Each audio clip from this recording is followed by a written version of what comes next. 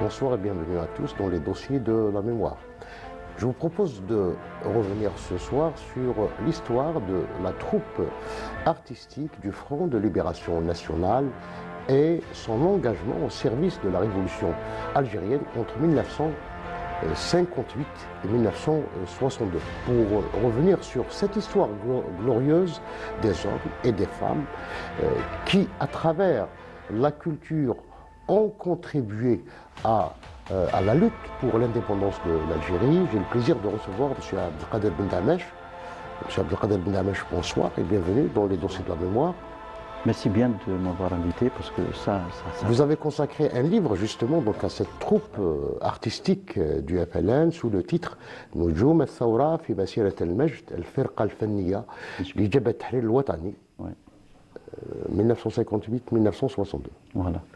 Bien. Donc c'est un beau livre qui retrace un petit peu les étapes, les grandes étapes.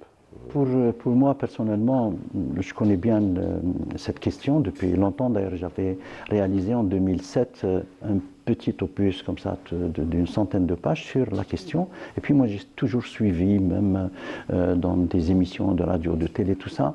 C'est un sujet qui me tenait à cœur parce que j'étais convaincu que cette troupe artistique du Front de Libération Nationale pendant la Révolution, elle avait une mission, celle de montrer la cause algérienne à travers le monde. Voilà en gros comment c'était. Et ils l'ont très très bien fait. Bon, comment que ça s'est passé, comment ils se sont rencontrés, etc. Ça c'est une autre histoire. Et justement, c'est le livre qui doit, c'est ce livre-là qui a pratiquement balayé toute la question. Et puis c'était, je dois le dire aujourd'hui, c'était l'idée principale du président de la République, c'est Abdelmadjid Tebboune. D'ailleurs, c'est lui qui a préfacé ce livre. C'était lui qui a dit, ces gens-là, il faut que vous écriviez un livre, il faut que vous publiez un livre sur ces gens-là, pour la mémoire. Et puis, on sait toute son attention, on sait toute sa passion envers la mémoire, envers l'histoire, envers tout ça. Ça, on le sait, il a prouvé plus d'une fois. Et aussi, avec moi, c'était le ministère de la Culture qui m'a mis de la Culture et des Arts qui m'ont chargé de faire ce travail-là. Et puis on l'a fait correctement dans les règles de l'art. Et puis aujourd'hui, nous avons un document, je dirais artistique, culturel, de mémoire aussi, mémorial, mais aussi de reconnaissance. Parce que ce monde artistique n'avait pas toujours la tâche facile. On disait, bon, c'est des gens qui jouent, qui font de la musique, etc.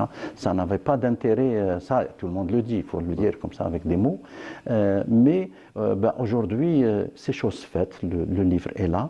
Et plus encore, il y a la reconnaissance du président de la République, qui a aussi rédigé une préface magnifique. D'ailleurs, elle résume toute l'action en reconnaissance à ces moudjahids qui ont laissé leurs parents, qui ont laissé toute l'histoire, et puis ils sont partis avec une nationalité tunisienne à l'époque, ils se sont rencontrés. Mais avant donc le début du travail, donc la création de cette troupe, l'idée de la création émane peut-être d'une volonté des responsables de la guerre de libération nationale au moment du congrès de la Soumam. Au moment du congrès de la Soumam, il y avait l'Arbi Mehdi qui avait dit cette expression célèbre. Il dit voilà, il faut que toutes les couches sociales participent à la révolution.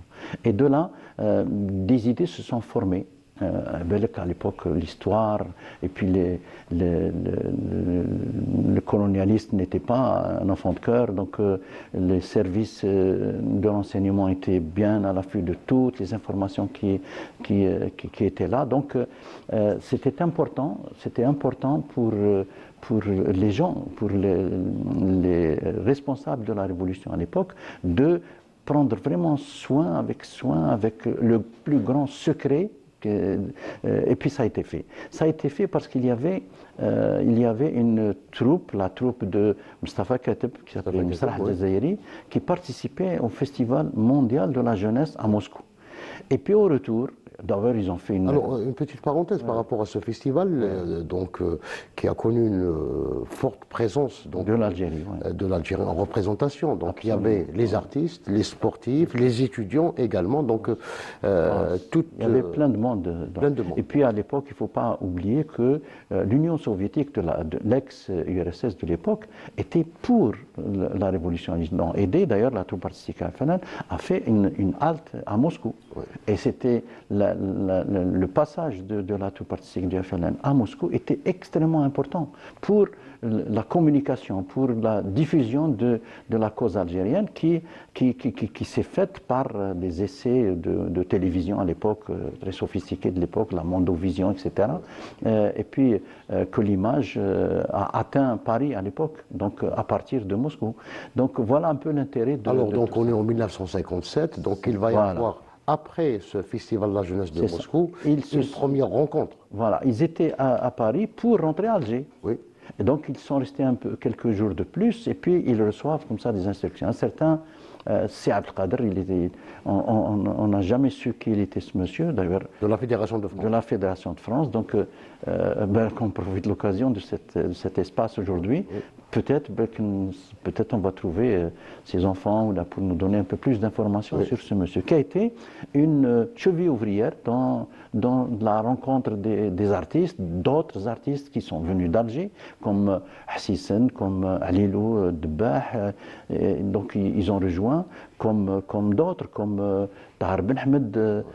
Donc, ils sont tous décédés à l'arhamon. D'ailleurs, même Hassisen est décédé en Tunisie, en qualité de moudjahid. Oui. Bien, donc ils se sont rencontrés, mais dans le secret total. Moi, j'ai une petite histoire comme ça. C'était Tahar Ben Ahmed qui m'a raconté ça, avec Alilo également. Ils m'ont dit, voilà, nous nous sommes retrouvés dans un hôtel à côté de Saint-Michel, c'est la rue Saint-Séverin, et il y avait un petit hôtel là-bas. Ils se sont rencontrés comme ça, et puis chacun a raconté où est-ce que tu es programmé quelque part. Il dit oui, je vais à Bruxelles dans quelques jours. Pourquoi? Parce qu'il y avait l'exposition universelle là-bas. Oui. Donc ça prêtait, le mensonge pouvait passer. Lui, il savait, le bonhomme, il savait qu'il allait aller à Bruxelles pour une mission qu'il ne connaît pas. Oui. Mais lui, il disait voilà. Et Hassisen dit voilà, moi aussi je vais là-bas parce qu'il y a des amis qui vont me rencontrer là-bas, on va faire des soirées. Voilà. Tout le monde a raconté une histoire. Et puis à un moment donné, ils se retrouvent tous à la gare du Nord, à Paris. Et puis voilà, il y avait Sidi Ali Kouireb, Mustafa Keteb, donc ça sentait un peu du louche. Il y avait quelque chose. Et puis à partir de là, il y a quelqu'un qui s'est occupé d'eux, et puis ils vont vers Bonn, vers la République démocratique allemande de l'époque, et ils arrivent là-bas, et là ils rencontrent Majid Karaman. Ce monsieur aussi était représentant de la Fédération de France là-bas, et en même temps ils avaient la nationalité, ils ont donné la nationalité, pas la nationalité, passeport, pas nationalité, passeport tunisien pour pouvoir se déplacer, et c'était là-bas, ils leur demandaient des photos, ils ont fait de petits appareils, ils étaient neufs à l'époque, une nouvelle invention, et puis ils ont fait des photomatons à l'époque, tout de suite, donc tout le monde est passé, et là s'installe vraiment l'atmosphère de la révolution. Ils étaient tous investis d'une mission comme ça. C'était Majid Karaman qui a parlé à tout le monde, qui a dit voilà, vous allez dans une mission, voilà, vous allez à partir de Tunis, vous allez faire ça et ça et ça. Et maintenant, vous allez aller à Rome, et à partir de Rome, vous allez à Tunis en avion. Donc, ils ont regagné Tunis. Ils n'étaient pas nombreux, ils étaient une trentaine comme ça. Et puis, au fur et à mesure, la troupe s'est enrichie de plusieurs personnalités qui sont venues de partout, de Tougourt, d'Alger, de Tunis, surtout il y a des gens qui étaient à Tunis également. Donc, il y avait une véritable troupe qui était scindée en deux. D'abord, ils sont restés au Bardo. C'est une grosse villa que j'ai visitée moi-même. C'est une grosse villa comme ça. Il y avait des petits comme ça, des petites pièces. Voilà. Et puis c'était leur logis, leur siège, etc. Et à partir de là, ils vont faire ils ont scindé la troupe en deux. D'abord, pour faire un grand spectacle, ils ont fait le premier grand spectacle qui s'appelle Nahwa Nour, vers la lumière. Vers la lumière, c'était vers l'indépendance, vers l'espoir de l'indépendance de l'Algérie. Et puis, c'était cette mission-là qui les a animés. Donc, cette pièce existait déjà. Je pense que c'était au mois de mai 1958. C'était le mois de fin mars, début mai. Parce que le premier spectacle a eu lieu le 24 mai 1958 au théâtre municipal de Tunis. Donc, ils ont joué voilà. Et puis au début, il y avait une chorale. Tous les acteurs, les dramaturges, tout le monde venait et puis ils chantaient Jaza Iruna. Jaza Iruna, tout ça. Et puis c'était quelque chose de très. Il y avait beaucoup d'émotions. Oui. D'ailleurs, quand Hassisen à l'époque chantait, Hassisen. La première fois où il apparaissait devant le public, il prenait son mandole et puis il faisait comme ça une ou deux notes et puis il dit une chanson qui s'intitule Yanes Zart Lil Gharaib. C'est un saraf dans le mode Ramel Maya et puis il chante. Et quand il chante, à peine il prononce quelque chose, il commence à pleurer. Et il fait pleurer toute la salle avec lui. Toute la salle, et puis à chaque fois, même s'il y a des étrangers, je ne sais pas, à Belgrade ou ailleurs. Ils ont quand même sillonné le monde. Ils ont sillonné, oui, oui. Ils sont partis partout, ils sont partis à Moscou, Pékin, Belgrade. Oui, Bagdad, Le Caire. Bon, la Tunisie, c'était pratiquement, à chaque fois, ils faisaient des tournées. Plusieurs tournées. Et puis la production, il y avait une production théâtrale et une production musicale. La production théâtrale était gérée par Mustafa Keteb et aussi l'auteur, d'abord le prolifique auteur Abdelhalim Raïs. Donc, alors, on s'arrête un petit peu parce que nous savons que la cheville ouvrière c'était Mustafa Keteb. C'était Mustafa Keteb. Et Mustafa Keteb avait un ascendant sur tout le monde, parce que d'abord, il avait une grande personnalité. Il avait un charisme, c'est-à-dire même en tant qu'acteur. En tant qu'acteur, etc. Voilà. On doit le dire aujourd'hui. Allah yarhamou, c'était un bonhomme qui était né pour gérer, né pour diriger, né pour diriger même une scène, diriger un rôle, diriger tout ça. Il avait élégant, un homme d'une grande culture également. Voilà. Moi, je l'ai bien connu, ce monsieur, Allah yarhamou, qui est mort en 1989. Exactement, avec d'ailleurs dans les mêmes conditions que Keteb Yassine, son cousin. Son cousin, oui. Oui. Est-ce qu'on s'arrête un petit peu sur le parcours de Mustafa Keteb? Mustafa Keteb, dont il y avait une grande concurrence avec. Pendant la Révolution, il y avait une grande concurrence entre lui, il y avait Mahidine Bashtarzi également, et il y avait Kaki aussi à l'ouest. Donc ces trois grandes personnalités faisaient un peu l'actualité du théâtre de l'époque. Et puis arrivant en 1962, bon, ils arrivent, et puis il y avait Mohamed Boudia, tout ça, ils créent le théâtre national, Mohamed Boudia qui part, Mustafa Keteb qui le remplace. Il travaille à un moment donné, c'était les jours de gloire du théâtre algérien. Le théâtre algérien qui se représentait partout dans le monde à l'époque. Et partout, ça se le dit dans l'histoire, et c'était la fierté du théâtre algérien à l'époque, que partout où il y avait un concours ou n'importe c'était les Algériens qui obtenaient, le théâtre national qui obtenait les grands prix. Je n'omettrai pas de parler également du ballet national qui travaille en même temps avec nous. En même temps. Et puis le ballet national qui a sillonné pratiquement le monde entier. Le monde entier. Parce qu'il y avait également la troupe du FLN est composée également du ballet. Non, il n'y avait pas de ballet. Oui. Tout le monde pouvait faire des danses. Des danses et des chants. Tous les membres. D'ailleurs, c'était la compagnie idéale, la compagnie théâtrale idéale, où tout le monde participait à toutes les actions du théâtre. Il n'y avait pas un comédien, un chanteur qui attendait son rôle ou qui attendait... Non, tout le monde dans les coulisses chantait, tout le monde prenait des malles, tout le monde faisait tout. Voilà, c'est ça. Je parlais tout à l'heure du ballet national parce qu'il est lié avec Mustafa Keteb. Mustafa Keteb a fait démarrer l'école d'art dramatique de Burj Kifen de l'époque par les moyens pas les moyens de l'État, le budget, etc., par les moyens, les salaires des comédiens. Il faut bien le dire, ça c'est un fait historique qui doit être inscrit en hommage à ce grand monsieur du théâtre algérien. Voilà. Voilà. Et quand plutôt il y avait un budget à l'époque, tout ça, vers les années 68, 69, 70, là, les comédiens ont repris leur salaire. Et personne ne disait rien. Parce qu'il leur disait, je vais faire une ponction sur votre salaire pour faire marcher, pour démarrer l'Institut national d'art. Parce que c'est un bonhomme visionnaire. Il savait qu'à un moment donné, ça va former des comédiens, ça sera l'avenir du théâtre algérien, l'avenir du ballet national, parce qu'il y avait aussi la section Thalie Danse. Voilà. Alors, Moustapha Kateb, il y a aussi donc, une figure qui a marqué cette troupe, c'est Abdelhalim Raïs. Ah, bien sûr.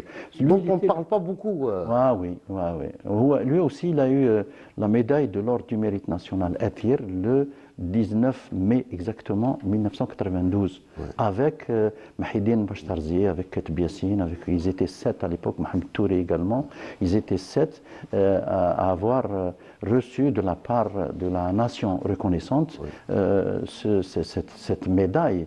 Abdelhalim Raïs, oui, il le méritait très bien. Et il a écrit beaucoup de pièces. C'est un monstre sacré du théâtre et du cinéma. Du théâtre, du cinéma également. Il a été utilisé partout. Oui. C'est un grand acteur. D'abord, il n'a traité que dans l'histoire. Il a fait que des films historiques. Ce sont des personnalités qui croyaient. Ils avaient la foi humaine. Ils avaient la foi. Ils avaient une foi à toute épreuve. Mais on ne pouvait pas leur dire quoi que ce soit, ou là ils ont failli quelque part. C'était un homme authentique. Oui, absolument. Oui. Bah, ils étaient tous comme ça. Hein. Oui, ils étaient tous comme ça. C'est pour ça qu'ils ont accepté d'aller à Moscou, et au retour de Moscou, ils se retrouvent à Tunis en laissant toute leur famille, etc. Et personne ne savait où ils étaient. Il faut se mettre aussi dans la peau des gens à cette époque-là. Comme le Moudjahidine qui sont partis, les membres de la Halen, les Djounoud et tout ça, qui ont dit Allahu Akbar, et puis il se présente devant un char qui lui tire dessus. C'était pas des enfants de cœur. Après Ben Damesh, on a évoqué donc ces deux figures importantes. Il y avait également des femmes. Ah, bien sûr, les femmes aussi. Les femmes ont participé. Il y avait beaucoup de femmes. Il y avait une comédienne et chanteuse en même temps, Hadj Blaha, Hadj Blaha, qui faisait aussi du théâtre et qui faisait. Il y avait d'autres. Il y avait le soutien. Il y avait les costumières, par exemple, comme j'ai cité tout à l'heure, Safia Kouassi, Safia Khris de son vrai nom, Kouassi qui est la femme de Mohamed Kouassi, c'est le photographe de la Révolution, le photographe de GPRA à l'époque, le photographe aussi de tout le monde. Donc toutes les images qui sont publiées ici proviennent de lui. Ce livre, oui. Proviennent de lui, donc il faut lui rendre un hommage. Oui. Il a fixé des images pour l'histoire. Donc je reviens à cette chanteuse qui s'appelle Wafia, qui faisait de la chanson. Il ne faut pas confondre avec Wafia d'Alger, parce qu'il y a une Wafia d'Alger qui chante Chabi. Elle, Wafia, elle est d'Oran, elle s'appelle Belarbi, Hadj Blaha. Et puis, c'était une grande dame. Et il y avait d'autres encore qui étaient utilisées comme tout, comme une artiste de ballet, comme une costumière, comme tout. Donc, comme comédienne aussi.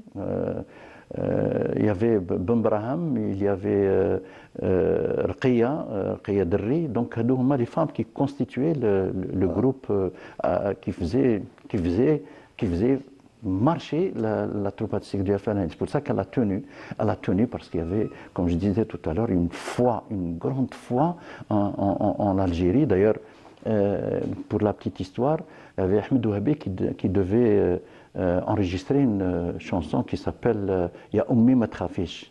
N'aie pas peur, ma mère. Je suis bien prise en charge, je suis en train de défendre notre pays. Donc, c'est une chanson, il y a Ummi ma tkhafish. Et puis, au retour, c'était l'orchestre de la radio de Tunis à l'époque qui ont contribué, en plus des musiciens de la troupe, donc en plus.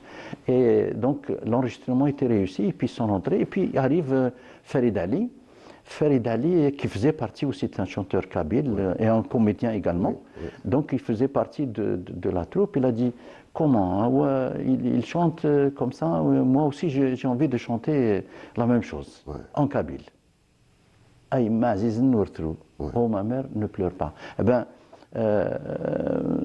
tout de suite, Farid Ali, il est mort là, en 1980, 30 octobre. Il trouve Mustafa Sahnoun à côté. Mustafa Sahnoun qui vit toujours. S'il nous regarde, je voudrais bien lui passer un petit coucou. Mustafa Sahnoun qui est aussi l'un des piliers de la troupe musicalement. Musicalement, il a composé beaucoup de choses pour faire marcher cette troupe et puis il a dirigé aussi avec son accordéon également. Donc il trouve Mustafa Sahnoun qui lui, il accompagne dans l'écriture du texte et en même temps il compose. Et ils l'ont répété 2 ou 3 jours après et ils vont à la radio Tunis et il sort cette chanson qui s'appelle Aïm Aziz Nourtrou, qui reste jusqu'à maintenant une chanson d'anthologie. Patriotique. D'anthologie. Ah oui. Ah oui. Tout le monde la chante aujourd'hui, tout le monde la connaît. Vous avez évoqué Ahmed Ouabi. Ahmed Ouabi qui est connu pour son engagement discret. Ah oui, c'est un grand monsieur, Ahmed Ouabi, oui. Ahmed Ouabi, à Oran, il y a 2 monuments qui s'appellent Ahmed Ouabi et Blaoui Houari. Donc c'est 2 monuments qui ont dominé pratiquement le XXe siècle. Voilà. Puisqu'ils ont commencé très jeunes. Ahmed Ouabi, Il a fait d'abord donc l'immigration. Oui. Il a commencé à chanter en France. Il a beaucoup voyagé. Contrairement à Blaoui Houari qui est comment resté... il a rejoint donc la troupe Il était à Tunis. Il était à Tunis. Oui. Il était à Tunis parce qu'il bougeait beaucoup, il travaillait beaucoup, il était parti partout. Et puis c'était aussi un immigré, et puis un chanteur de qualité. Il avait une voix. D'ailleurs, Mohamed Abdel Wahab disait beaucoup de bien de lui. Mohamed Abdel Wahab, le grand Mohamed Abdel Wahab, disait du bien de lui. Et puis, Ahmed Ouabi a commencé par l'imitation c'était sa voix, c'était son école. Mohamed Abdel Wahab, c'était son école. Et puis c'est vrai, dans la musique orientale, Mohamed Abdel Wahab prend une grande place. Comme Farid Al-Atrash, comme Abdel Halim plus tard, etc. Comme Morda Jazeria également. Comme Fayrouz au Liban. C'était une grande des icônes de la chanson orientale. Donc Ahmed Ouabi était ça. Et ensuite, il rencontre Abdelkader Khaldi, rencontre Blaoui Houari, rencontre tout ce monde-là. D'ailleurs, Blaoui Houari, il est plus jeune que lui, mais c'est lui qui l'a aidé tout à fait au début de sa carrière. Voilà, ça, je donne un scoop un peu pour l'histoire, pour remettre les choses. Et puis Ahmed Ouabi était engagé. C'était un moudjahid né. Il adorait l'Algérie, il adorait, je trouve, jusqu'à la fin des derniers moments de sa vie, il a toujours défendu l'Algérie. Il dit oui, je préfère par exemple me faire soigner par nos médecins, par nos enfants, ce sont tous mes enfants et je voudrais qu'ils me soignent et en Algérie. Et je suis fier des Algériens. Il a dit ça les derniers moments de sa vie. Voilà donc un hommage à ce monument sacré de la chanson algérienne. Absolument, qui est mort le 30 octobre, il a été inhumé le 30 octobre 1993 exactement. 1993. À Alger. Hein. Alors, on a évoqué certaines pièces légendes. Oui. Il y a les enfants de la Casbah. Les enfants de la Casbah, donc qui demeurent. Qui a été reprise plus tard avec le Théâtre National de l'Indépendance. Donc, œuvre remarquable de l'époque. Bien sûr. Il y avait l'autre qui est encore important, ils ont commencé par ça, Montserrat. D'Emmanuel Robles. C'est une adaptation donc d'une pièce qui a été écrite par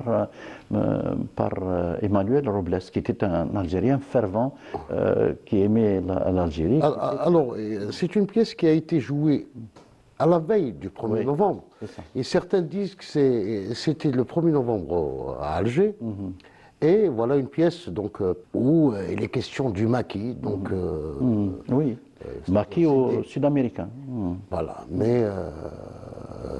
c'était un déclenchement. C'était le déclenchement de la Révolution, mais le déclenchement aussi sur le plan de l'émotion, sur le plan de l'histoire, sur le plan de l'engagement, sur le plan de la cause nationale, tout ça, il a démarré à partir de là, culturellement, si on veut, artistiquement, le théâtre qui disait son mot. Il avait bien raison, Arbi Mehdi, quand il a dit Il faut que tout le monde participe. Et c'est vrai, le théâtre a fait partie. Alors, il sera adapté et joué en arabe dialectal Oui, à Tunis. oui. Ah oui, il n'y avait que les pièces en arabe dialectal. Pourquoi? Parce qu'il s'assurait. C'est pas que la langue arabe officielle. Non, je dis pas. Il fallait que les gens apprennent, comprennent immédiatement. Et quand ils comprennent immédiatement, c'est le théâtre algérien qui est né comme ça, avec la méthode italienne, la commedia dell'arte.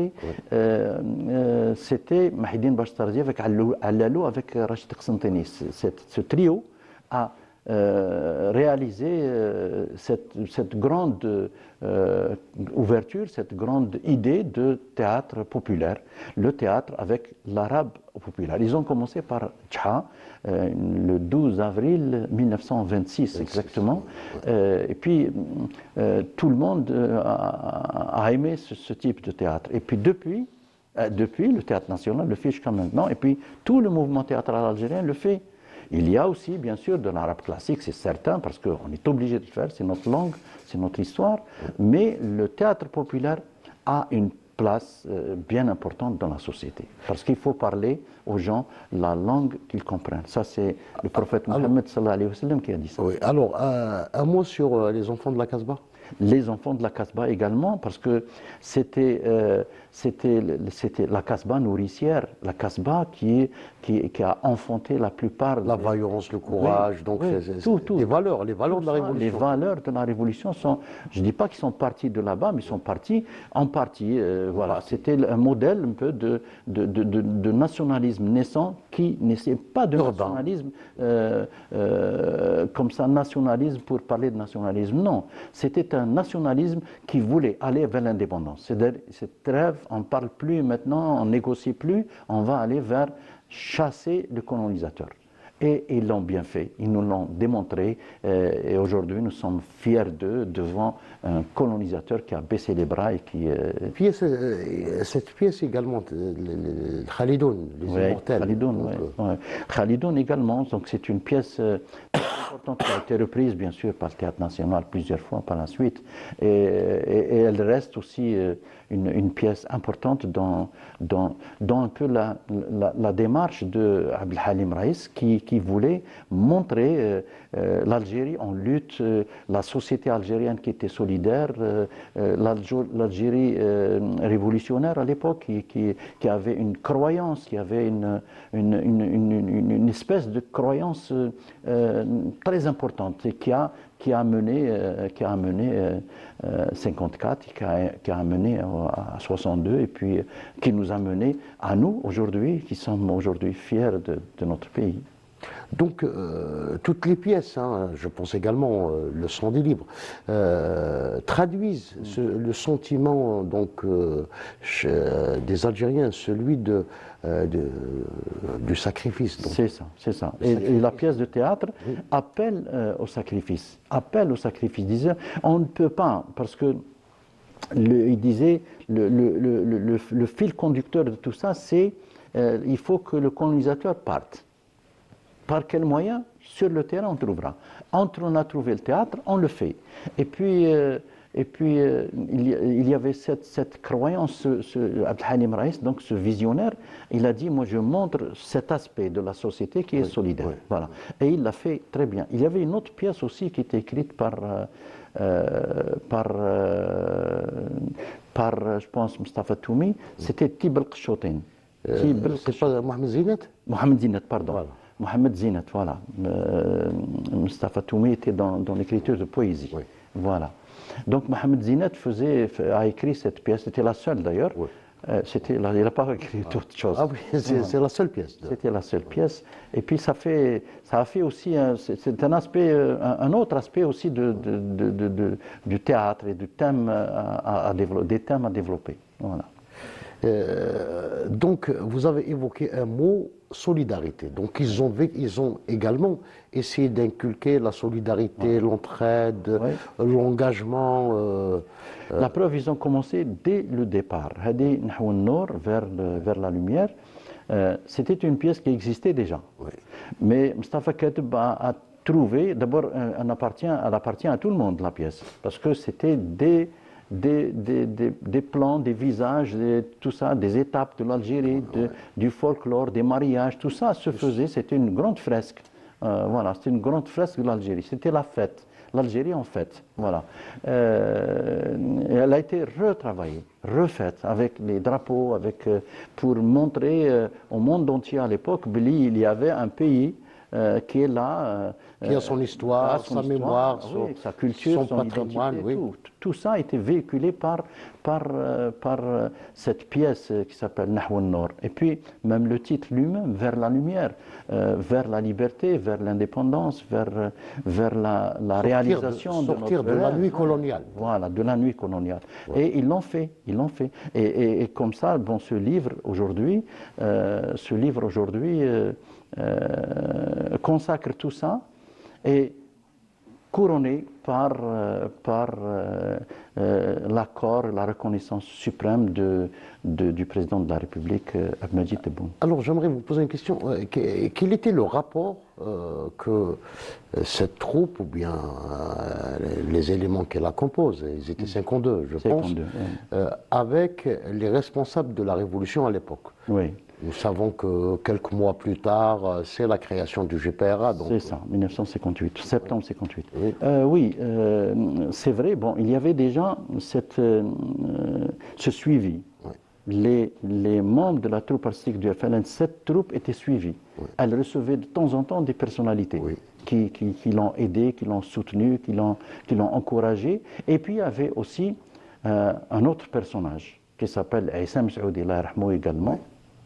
Qui a eu un rôle extrêmement important, d'ailleurs qui a été reconnu par les hauts responsables de l'État algérien de l'époque après l'indépendance, Aïssam Saoudi, qui demandait à la troupe artistique du FLN de lui composer, enregistrer, etc. pour la radio libre à l'époque, la radio indépendante. Et puis c'était lui, Houn al-Jazair, c'était quelque chose d'extraordinaire quand il parlait à l'époque. Et il soutenait ça avec de la musique, avec des mélodies qui provenaient de la troupe artistique du FLN. C'était lui-même, personnellement, oui. qui venait voir la troupe et qui leur disait, écoutez, composez-nous des chansons comme ça, et tout de suite, Redoua, Manrad, etc.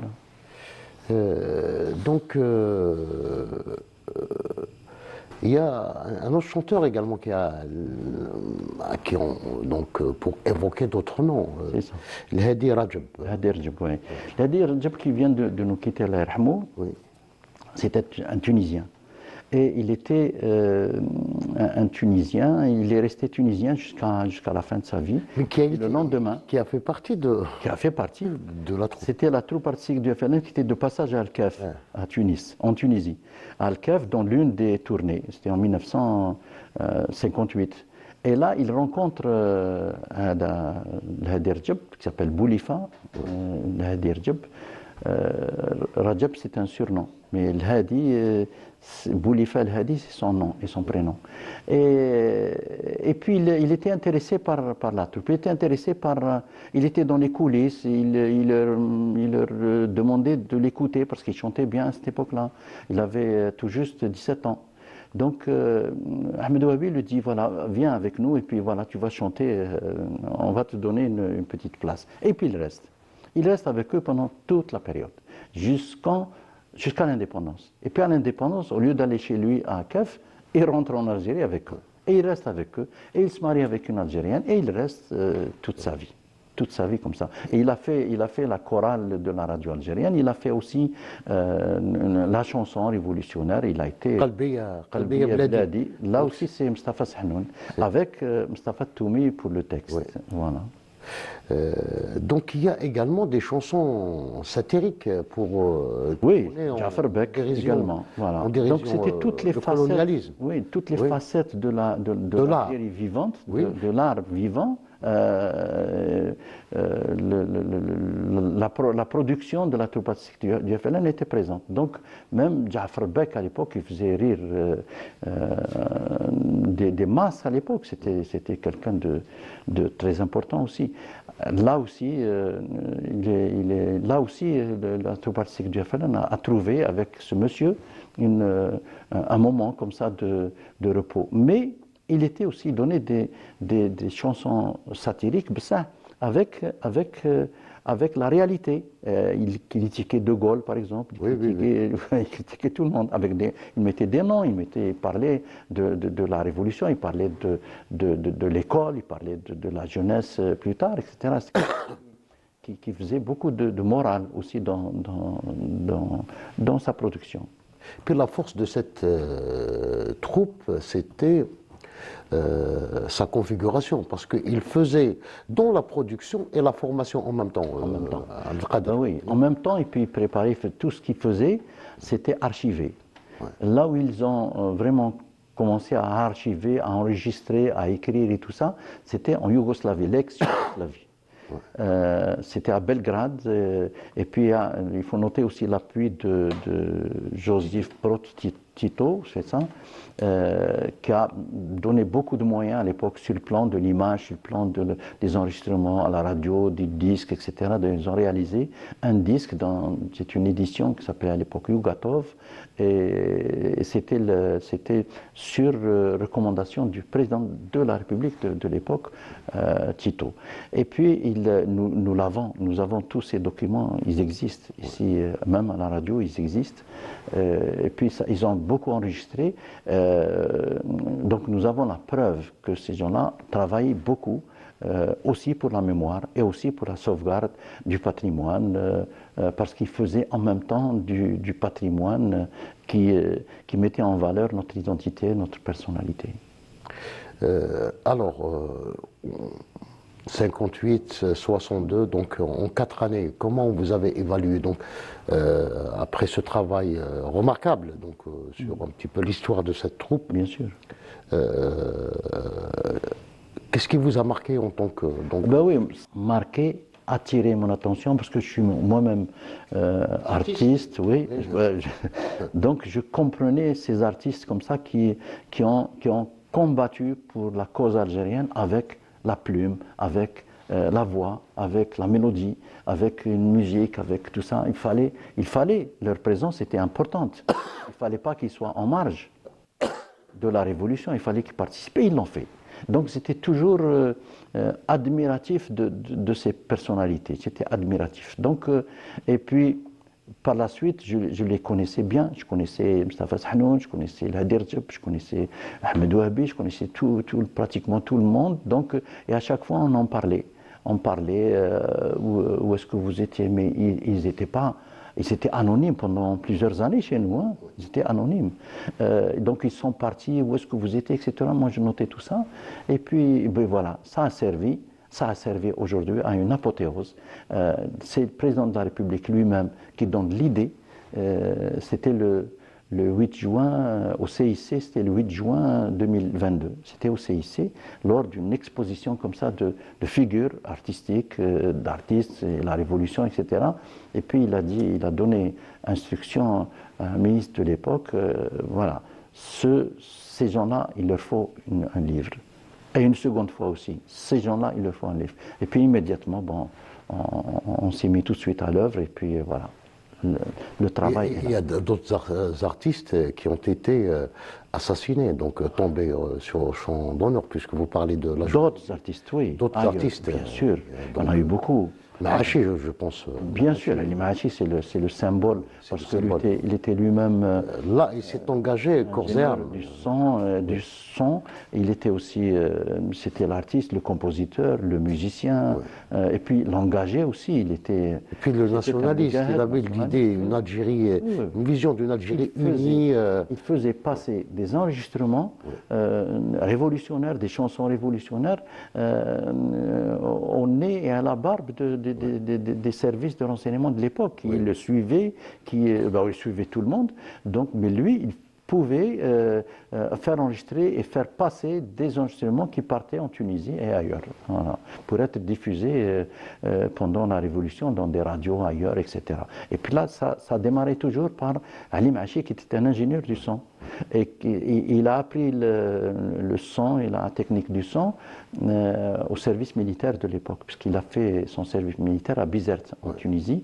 Et c'est comme ça qu'il a rencontré des grandes personnalités comme Qaddour Sararfi, comme des grands noms, Moufdi Zakaria aussi, qui le connaissait, et puis il a connu quand il est rentré à Alger, il a connu encore d'autres. Et c'est comme ça qu'il a, en 1953 exactement, c'est la confirmation de Haroun Rachid Lahirahmou qui me dit, moi j'étais présent, et cet enregistrement date de 1953.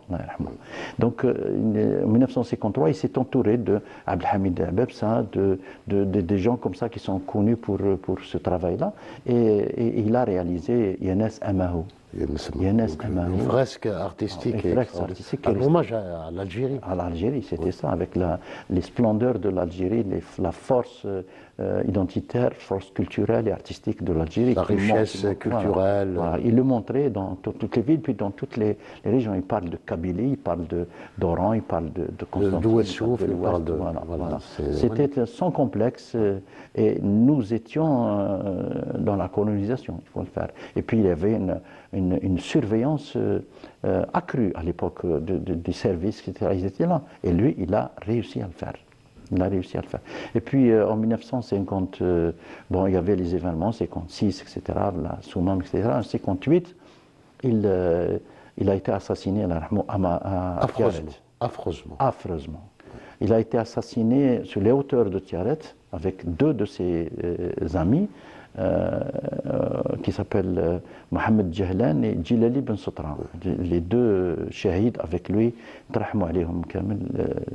et puis il y avait lui, les trois étaient suspendus à un arbre en plein centre-ville, la place Carnot de l'époque. C'est la place aujourd'hui de l'indépendance ou du 1er novembre. Eh bien, ça, pour marquer, le colonisateur voulait frapper. Nous sommes en 1958. La question algérienne était déjà passée à l'ONU. Donc il y avait un mouvement un peu, il fallait, pour les colonisateurs, il fallait serrer encore la vis. Voilà, il fallait marquer les esprits. Marquer les esprits par un truc. Semer la terreur. Donc. Voilà, c'était de la terreur. Et puis ils sont restés suspendus, morts, assassinés, suspendus, c'est la chair de poule en parlant de ça, et puis c'est resté comme ça jusqu'à toute l'après-midi. Et les gens défilaient comme ça, de force, ils les faisaient venir. Et il paraît qu'ils ont même essayé de faire ramener des enfants, des écoliers. Pour marquer leur esprit, définitivement. Un livre a été consacré, c'était à l'époque Ammar Belkhouja, qui a assisté à que nous saluons d'ailleurs. Que nous saluons, et qui a écrit le premier livre sur Ali Maachi. Puis il est resté foudroyé lui aussi, parce qu'il était tout jeune à l'époque quand il a assisté à cela. Il a vu de ses propres yeux, c'était un dimanche 8 juin 1958. Donc à partir de là, donc la troupe artistique était déjà constituée, et puis il faisait encore, à un même moment, il faisait des tournées. Ils ont commencé par les tournées à travers le théâtre, à travers la Tunisie. Alors, elle a eu le mérite, donc, cette troupe artistique, donc, de s'engager au service de la Révolution. Absolument. Mais cette troupe va lancer le théâtre national, le cinéma algérien. Absolument. Tout a démarré à partir de là. De cette troupe. Pourquoi? Parce que juste après l'indépendance, il y a eu 2 ou 3 vagues de comédiens qui ont participé. Ceux de la troupe artistique du FLN qui étaient là naturellement. Une autre équipe est venue de Mustaghalem avec Abdelrahman Kaki, avec tous les membres qui faisaient partie de la troupe Guérégouz à l'époque, Masrah de Kaki, et puis d'autres individus qui sont d'autres artistes personnels comme ça qui ont rejoint le groupe. Le 1er novembre, lui, Bien sûr. extraordinaire, hein, Bien sûr. remarquable. Ah oui, oui. Donc c'était Mohamed Boudia qui était lui-même un engagé qui faisait partie de la tout-partie du FLN. C'était un engagé naturel comme ça, à qui nous n'avons pas encore donné toute la dimension. Mohamed Boudia, Allah yarhamou, plus d'autres également. Bon, mais Mohamed Boudia a tenu, c'était lui qui a fait démarrer le premier, le théâtre national, puisqu'il a été institutionnalisé comme théâtre national avec un décret du président de la République de l'époque, du 8 juin 1963, exactement. Voilà. Il est devenu théâtre national. Et puis l'âge d'or du cinéma algérien, c'est... Du cinéma algérien aussi. Donc, le cinéma algérien, c'est différent. Il a fait aussi, comme le théâtre, qui a été le théâtre dans la lutte, eh ben, le cinéma était aussi dans la lutte, parce que les caméramans, les réalisateurs étaient aussi au front, et puis ils nous ont donné des images très importantes qui font aujourd'hui notre mémoire, voilà, qui embellissent notre mémoire aujourd'hui. Et après l'indépendance également, ils vont lancer le cinéma. C'est eux, oui. C'est eux, je me souviens de quand le Hajj Mohamed Lanqa a fait la musique de Une si jeune paix. Si jeune paix, oui. Si jeune paix. Oui. Et il a fait la musique de ce film. Donc, pour la bande son, ils sont partis à Rome, etc. Oui. Ils sont venus. C'était le premier travail de cinéma de Hajj Mohamed Lanqa. Et là aussi, c'était le premier long métrage du cinéma algérien. Donc, on est là devant l'histoire. Et ça nous fait plaisir de relater tout ça et puis de reconnaître aussi nos grandes personnalités, comme tous ces gens-là qui ont fait partie de cette... Et on retrouve Moustapha Kett dans La nuit à peur du soleil. La nuit à peur du soleil. C'était un travail de la RTA de l'époque, de la radio-télévision algérienne. Oui. Et puis dans le... Et puis ils n'avaient rien comme moyen. Rien. Beaucoup de gens se trompent, on ne fait pas ce retour vers l'histoire. On ne les comprend pas. On pense que l'Algérie, comme elle est aujourd'hui, elle a été toujours comme ça. Non, il n'y avait rien. Pour avoir de la lumière à l'époque, ils utilisaient des déflecteurs, on appelle ça. Puis tous les grands films, je pense à L'Opium et le bâton, je pense à Chronique des années de Brest. C'est des films qui ont été portés par les acteurs, c'est-à-dire les acteurs de cette troupe. Je pense à Monstre sacré du cinéma algérien, Sidi Ali Kouiret notamment. Donc, oui. Et puis tous, ils avaient tous une carrure, ils avaient tous une personnalité, une présence sur scène. Et puis les gens qui les ont choisis aussi, les réalisateurs, les metteurs en scène qui étaient derrière. Là aussi, il faut dire quelque chose sur ces gens-là. Il faut leur reconnaître qu'ils ont trouvé les meilleurs visages, les meilleures personnalités pour sauvegarder cette mémoire. Et ils ont refait exactement comme faisaient les moudjahidines dans les montagnes ou dans les sites contre la colonisation barbare de notre pays. Alors, ils ont visité plusieurs capitales. Ils étaient reçus par les présidents. Par les personnalités les plus importantes. En Chine, par exemple. Chou Enlai. Oui. Chou Enlai. À Moscou, Brejnev. Ils étaient de véritables ambassadeurs. Donc, des ambassadeurs. Ouais. Et là, on revient à la diplomatie culturelle et artistique. Ouais. Elle est à l'ordre du jour aujourd'hui. Ouais. La diplomatie artistique, il faut le faire. Ils nous ont donné des leçons.